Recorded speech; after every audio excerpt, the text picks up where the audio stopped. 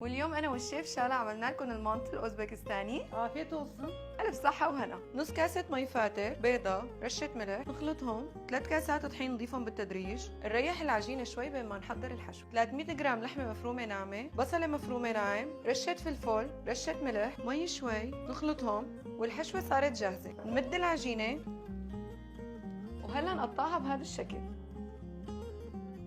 نفتحها هيك، نرتب العجينة فوق بعضها، وهلا نقطعها قطع متساوية، وهلا نضيف الحشوة. طبعا الفرق بين المانتي التركي والاوزبكستاني انه الاوزبكستاني بتكون العجينة ارق واقسى والحشوة اكثر. وهلا نسكرها بهذا الشكل. ناخذ اول زاويتين، ثاني زاويتين عنا، بعدين الاطراف نضمهم على بعض كمان من الجهة الثانية، وبيطلع عنا هذا الشكل. طنجرة بخار غلينا فيها مي، نخلي شوي زيت نباتي، ندهنها، نصف المانتو اللي جهزناه، نغطيها ونخليها على نار متوسطة 45 دقيقة، وهلأ نقدمها وصارت جاهزة.